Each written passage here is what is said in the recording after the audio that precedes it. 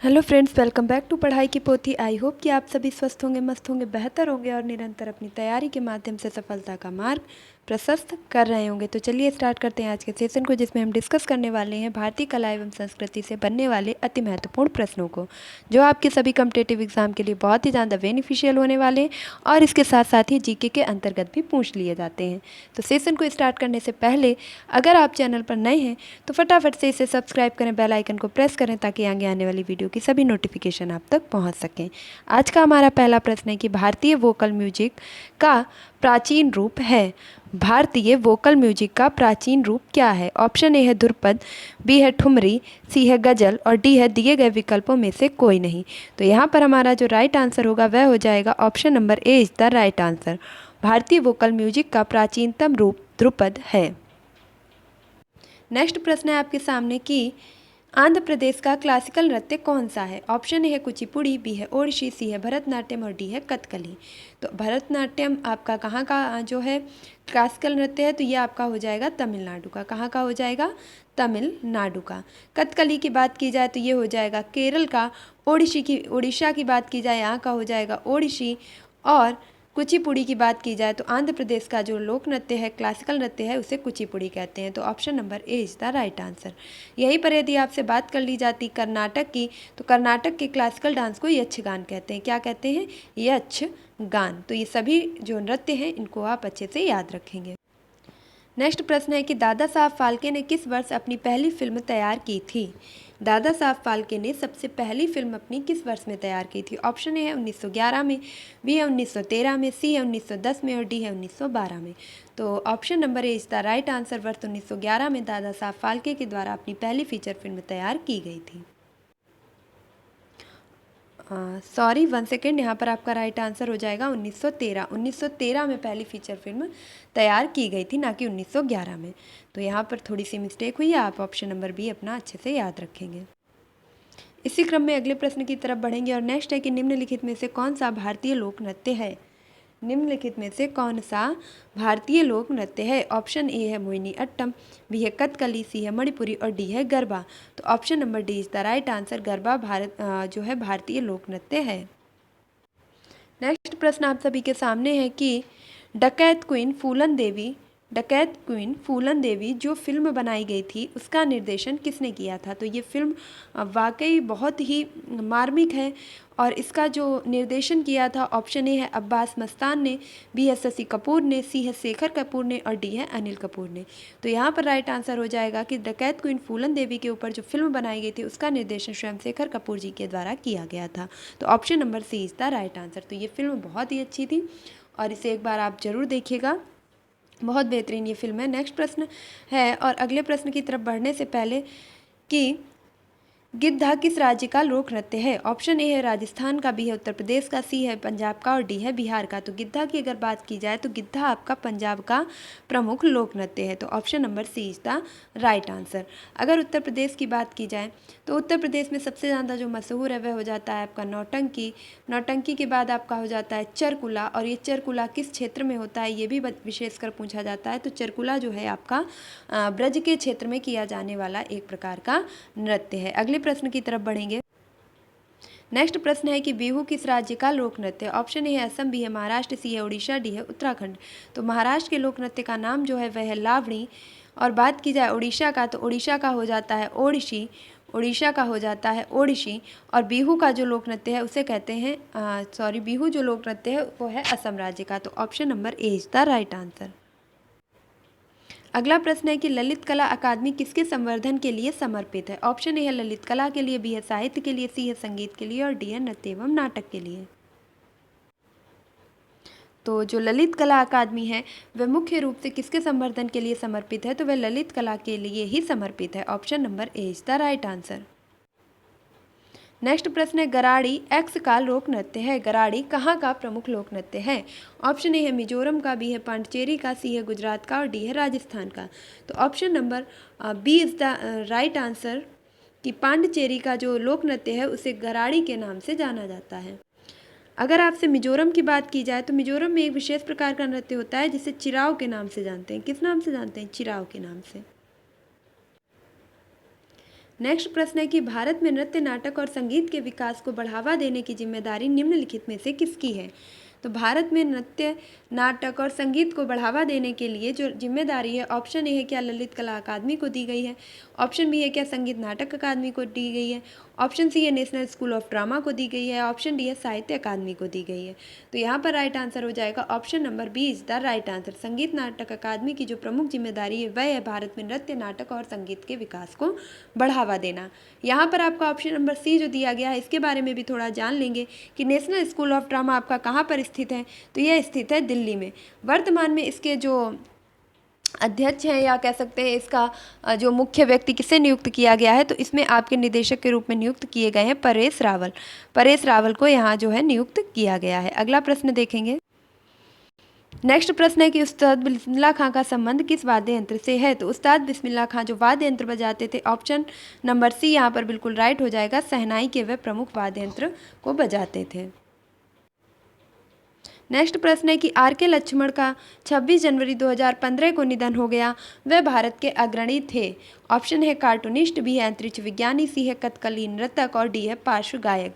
तो आर के लक्ष्मण जो थे वह प्रमुख कौन थे? तो option number A is the right answer, वह प्रमुख कार्टूनिस्ट थे। वह कौन थे? प्रमुख कार्टूनिस्ट थे। अगला प्रश्न है कि निम्नलिखित में से कौन भरतनाट्यम की नर्तकी नहीं है?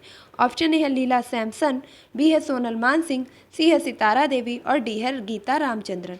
तो अगर भरतनाट्यम की बात की जाए तो भरतनाट्यम की नर्तकी इनमें से जो नहीं है वह है option number C is the right answer, Sitara Devi. Next प्रश्न है कि बृहदेशी जो कि एक प्राचीन लेख है उसमें उपस्थित कौन सी संगीतात्मक संरचना को लोक और शास्त्रीय संगीत में वर्गीकृत किया गया है? कौन सी ऐसी लोक शास्त्रीय संगीत में वर्गीकृत की जाने वाली संगीतात्मक संरचना है जो कि प्राचीन लेख में बहुउद्देशीय के नाम से जानी जाती थी? ऑप्शन ए है वक्र, बी है स्वरस, सी है राग और डी है टाढ़स। तो यहाँ पर जो राइट आंसर होगा वह हो जाएगा option number C is the right answer, राग। नेक्स्ट प्रश्न है कि चंडीगढ़ के प्रसिद्ध रॉक गार्डन का सर्जक कौन था? चंडीगढ़ का जो प्रसिद्ध रॉक गार्डन है उसे किसने बनाया था? ऑप्शन ए खुशवंत सिंह ने, बी है चार्ल्स कार्बुशियर ने, सी है एडवर्ड बेकर ने और डी है नेकचंद्र ने। तो चंडीगढ़ के रॉक गार्डन बनाने का जो श्रेय है वह जाता है नेकचंद्र को। Option number D is the right answer. Kalaripattu किस राज्य का प्रमुख मार्शल आर्ट है? ऑप्शन ए है मध्य प्रदेश का, बी है मिजोरम का, सी है नागालैंड का, डी है केरल का। तो कलारीपट्टू जो मार्शल आर्ट है उसका संबंध है option number D is the right answer, Kerala राज्य से। करंट की दृष्टि से अगर देखा जाए तो केरल में जो है सबसे शिक्षित पंचायत भी आपकी हो चुकी है। केरल संवैधानिक रूप से इसका एक जो ग्राम है वो भी जो है जिला बथुमका करके उसे भी जो है साक्षर कर दिया गया है। संवैधानिक तौर से पूर्ण साक्षर है वह जिला। इसके साथ साथ केरल ने ही अपना क्षेत्रीय भाषा में सबसे पहले जो उच्च न्यायालय द्वारा आदेश जारी किए जाते हैं वो जारी किया है और केरल में ही वन स्कूल 1 IAS योजना भी चलाई गई थी। तो केरल से संबंधित इन सभी प्रश्नों को अच्छे से याद रखेंगे। अगले प्रश्न की तरफ पढ़ेंगे और नेक्स्ट प्रश्न है आपके लिए कि पंडित लच्छू महाराज जिनका हाल ही में देहावसान हुआ किस विधा से जुड़े थे? पंडित लच्छू महाराज का संबंध किससे था? ऑप्शन ए है बांसुरी से, बी है तबला से, सी है कथक से और डी है भरतनाट्यम से।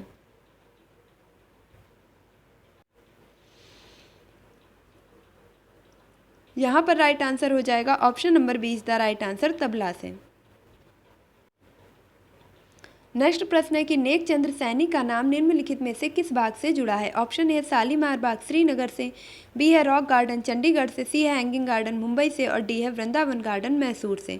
तो यहाँ पर जो राइट आंसर होगा वह हो जाएगा कि नेकचंद्र सैनी का जो संबंध है वह option number B is the right answer, rock garden Chandigarh से है। बात की जाए तो वृंदावन गार्डन कहाँ स्थित है, यह प्रश्न कई बार पूछा जाता है। तो यह स्थित है आपका मैसूर में। इस प्रश्न को भी याद रखेंगे। नेक्स्ट प्रश्न है पांडवों द्वारा गुरु द्रोणाचार्य को गुरु दक्षिणा के रूप में निम्नलिखित में से कौन सा शहर दिया गया था? तो जो द्रोणाचार्य थे उन्हें पांडवों ने दक्षिणा के रूप में जो शहर दिया था, ऑप्शन ए है क्या रावलपिंडी दिया था, बी है क्या नैनीताल दिया था, सी है क्या हस्तिनापुर दिया था या डी है क्या गुड़गांव दिया था? तो यहाँ पर जो राइट आंसर होगा वह हो जाएगा option number D is the right answer, Gurgaon. वर्तमान में वह क्या कहलाता है? गुड़गांव कहलाता है, जिसे पांडवों के द्वारा द्रोणाचार्य को दक्षिणा के रूप में दिया गया था। नेक्स्ट प्रश्न है कि पन्नालाल घोष निम्नलिखित में से कौन सा वाद्य यंत्र बजाते थे? ऑप्शन ए है बांसुरी, बी है सितार, सी है वायलिन और डी है संतूर। तो यहाँ पर राइट आंसर हो जाएगा कि पन्नालाल घोष जो मुख्य वाद्य यंत्र बजाते थे वह था बांसुरी, और बांसुरी के लिए आपके हरिप्रसाद चौरसिया का नाम भी अग्रणी रूप से लिया जाता है। तो इन दोनों ही नामों को आप अच्छे से याद रखेंगे, पन्नालाल घोष और हरिप्रसाद चौरसिया। ये कौन सा वाद्य यंत्र बजाते थे? तो बांसुरी बजाते थे। सितार के लिए आपके अमीर खुसरो का भी नाम लिया जाता है। सितार का जनक किसे कहा जाता है? तो अमीर खुसरो को कहा जाता है। और संतूर वादक कौन है? ये आप कमेंट बॉक्स में बताएंगे। नेक्स्ट प्रश्न है कि माउंट आबू स्थित मशहूर दिलवाड़ा मंदिर निम्नलिखित में से किस समुदाय का पवित्र स्थल है? ऑप्शन ए है बौद्ध का, बी है जैन का, सी है सिख का और डी है पारसी का। तो मशहूर तिलवाड़ा का जो मंदिर है वह जैन धर्म से संबंधित है। अगर पूछा जाए कि यह मंदिर किसने बनवाया था, तो यह मंदिर चंदेल शासकों के द्वारा बनवाया गया था। तो दिलवाड़ा का जो जैन मंदिर है वह किसने बनवाया था? चंदेल शासकों ने बनवाया था। बात की जाए कौसाम्बी की, तो कौसाम्बी आपका एकमात्र ऐसा स्थान है जहाँ पर जैन धर्म और बौद्ध धर्म दोनों की सम्मिलित रूप से तीर्थस्थली पाई जाती है। तो ये प्रश्न भी आप अच्छे से याद रखेंगे कि जैन धर्म और बौद्ध धर्म की संयुक्त तीर्थस्थली कहाँ पर स्थित है? तो कौशाम्बी में। नेक्स्ट प्रश्न है सूर्य मंदिर निम्नलिखित में से किस राज्य में स्थित है? ऑप्शन ए है उड़ीसा में, बी है गुजरात में, सी है कर्नाटक में, डी है तमिलनाडु में। तो सूर्य मंदिर की बात की जाए यह स्थित है उड़ीसा में। Option number A is the right answer. यदि इसका नाम पूछ लिया जाए क्या है, तो इसे कोणार्क कहते हैं। क्या कहते हैं? कोणार्क का सूर्य मंदिर, कोणार्क का सूर्य मंदिर। इसका एक और उपनाम है और जिसका उपनाम है ब्लैक पैगोडा। इसे और किस नाम से जाना जाता है? ब्लैक पैगोडा के नाम से जाना जाता है। यदि पूछ लिया जाए कि यह मंदिर किसने बनवाया था, तो यह मंदिर बनवाया था राष्ट्रकूट शासक कृष्ण प्रथम के द्वारा इस मंदिर का निर्माण करवाया गया था। तो यहाँ से आपके सारे क्वेश्चन जो सूर्य मंदिर से संबंधित थे वो लगभग कंप्लीट होते हैं। अगले प्रश्न की तरफ बढ़ेंगे और इसी क्रम में हमारा अगला प्रश्न है कि किस स्मारक को भारत का राष्ट्रीय स्मारक कहते हैं? ऑप्शन ए है इंडिया गेट, बी है गेटवे ऑफ इंडिया, सी है राजघाट और डी है लाल किला। तो इंडिया गेट को भारत का राष्ट्रीय स्मारक कहते हैं। अगले प्रश्न की तरफ बढ़ेंगे और नेक्स्ट है कि इब्राहिम अलकाजी निम्नलिखित में से किस क्षेत्र में प्रसिद्ध शख्सियत हैं? तो इब्राहिम अलकाजी का संबंध किससे है? ऑप्शन ए है हृदय शल्य चिकित्सा से, बी है सिविल विमानन से, सी है नाट्य मंच से और डी है चित्रकला से। तो इब्राहिम अलकाजी का संबंध है option number C is the right answer, नाट्य मंच से। नेक्स्ट प्रश्न है कि निम्नलिखित में से कौन सा लोक नृत्य असम में फसल कटाई के बाद किया जाने वाला प्रमुख लोक नृत्य है? ऑप्शन ए है अंकिया नट, बी है बिहू, सी है राउत और डी है नामजीन। तो यहाँ पर राइट आंसर हो जाएगा कि असम में फसल कटाई के बाद किया जाने वाला प्रमुख नृत्य है बिहू। और ये बिहू भी आपका वर्ष में 3 बार आयोजित किया जाता है।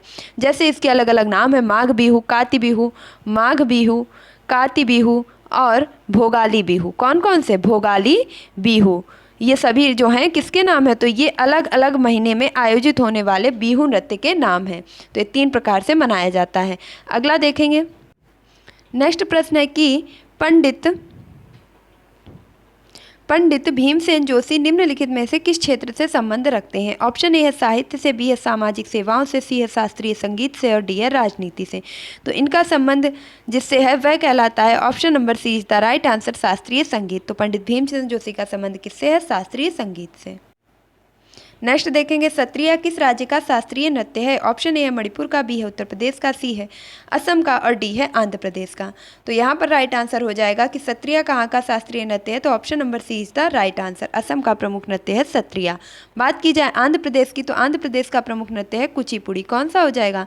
कुचिपुड़ी। उत्तर प्रदेश की बात की जाए तो यहाँ का हो जाएगा कत्थक और मणिपुर की बात की जाए तो यहाँ का हो जाएगा मणिपुरी। तो ये सभी जो हैं आप शास्त्रीय नृत्य अच्छे से याद रखें।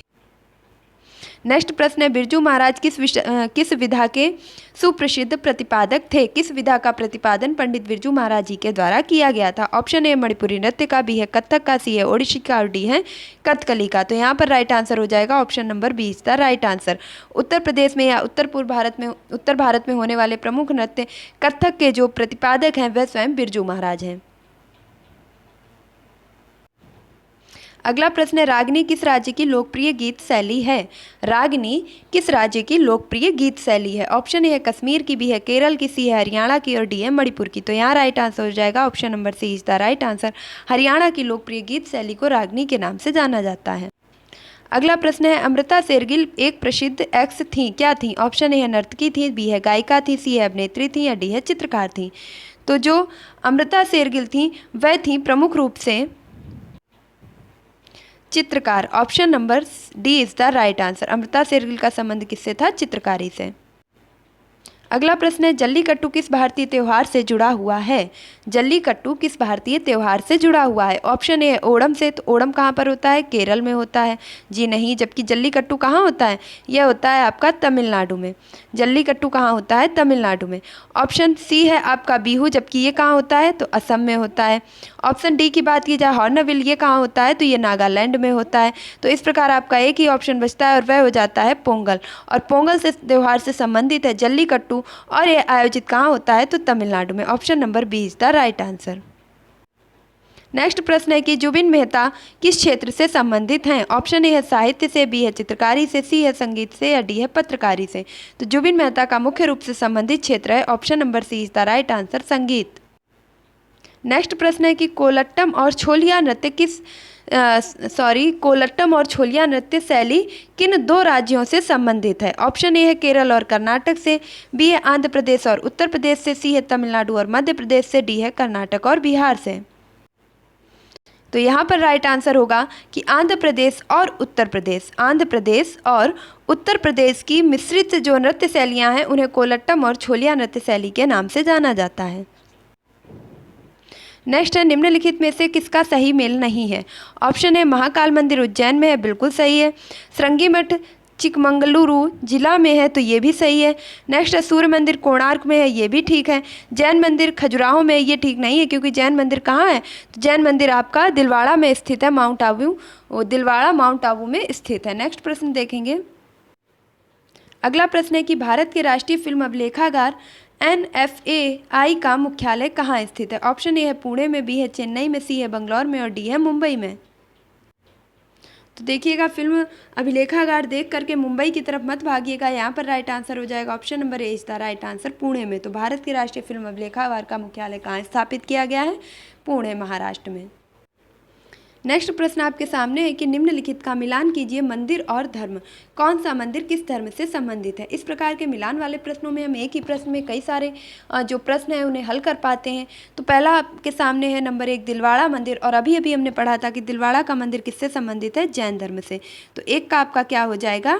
डी हो जाएगा। नेक्स्ट देखेंगे स्वर्ण मंदिर, और स्वर्ण मंदिर किससे संबंधित है? तो यह संबंधित है सिख धर्म से। ऑप्शन नंबर सी हो जाएगा, यानी कि 2 का हो जाएगा सी। स्वर्ण मंदिर अमृतसर में स्थित है जो कि सिख धर्म से संबंधित है। कमल मंदिर की बात की जाए तो कमल मंदिर संबंधित है बहाई से। किससे संबंधित है? बहाई धर्म से। तो ये आपका हो जाएगा ऑप्शन नंबर 3 का सही हो जाएगा ए। और बात की जाए लास्ट में आपका 4th बचता है, तो सूर्य मंदिर किससे संबंधित है? सूर्य मंदिर का संबंध है हिंदू धर्म से। Option number B is the right answer. तो 4th का बी हो जाएगा। इस प्रकार आपका जो सही उत्तर बनेगा वह हो जाएगा डी सी ए बी। तो option number A is the right answer. अगला प्रश्न है, कलमकारी चित्रकला का संबंध किससे है? ऑप्शन ए है दक्षिण भारत में हस्तचित्रित सूती वस्त्र से, बी है पूर्वोत्तर भारत में बांस के हस्तशिल्प पर निर्मित आकृति से, सी है भारत के पश्चिम हिमालयी क्षेत्र में ब्लॉक चित्रित ऊनी वस्त्र पर, या ऑप्शन डी है पश्चिमोत्तर भारत में हस्तचित्रित सजावटी रेशम वस्त्र पर।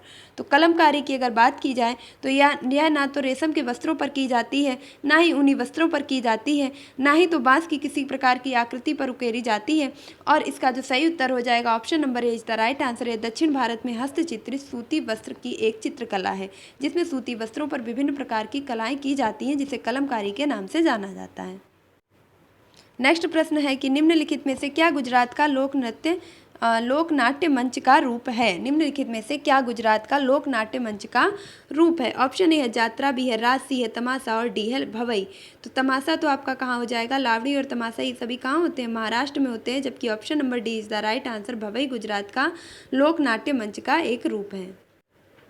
नेक्स्ट प्रश्न है कि दश ठाठ या स्वरग्राम संगीत की किस प्रणाली से संबंधित है? तो दश ठाठ और स्वरग्राम संगीत की जिस प्रणाली से स्थित है उसे कहते हैं। ऑप्शन नंबर ए आपके सामने हिंदुस्तानी संगीत, बी है लोक संगीत, सी है चीनी संगीत, डी है पाश्चात्य संगीत।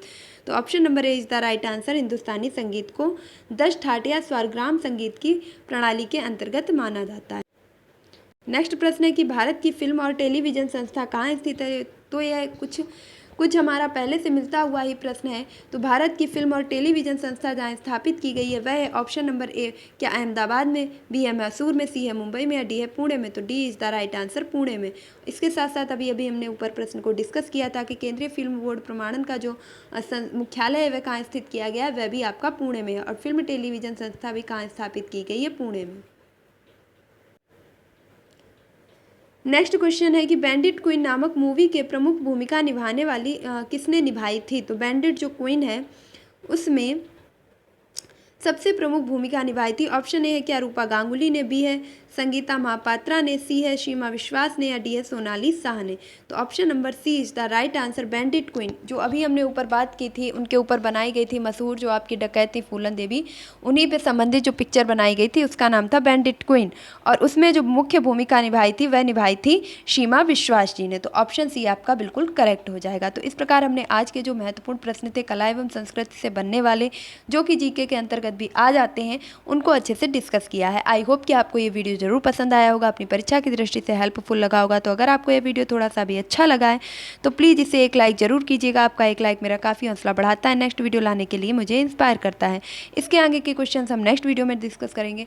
और अगर आपने अभी तक चैनल को सब्सक्राइब नहीं किया है तो प्लीज़ इसे फटाफट से सब्सक्राइब कीजिए, बेल आइकन को प्रेस कीजिए ताकि आगे आने वाली वीडियो की सभी नोटिफिकेशन आप तक पहुँच सके। मिलती हूँ अपने नेक्स्ट वीडियो में, तब तक के लिए खुश रहिए, मस्त रहिए, पढ़ाई में निरंतरता बनाए रखिए, अपने माता पिता गुरुजनों का सम्मान कीजिए और पढ़ाई की पोथी को सपोर्ट कीजिए। Like, share and subscribe. Thank you for watching this video.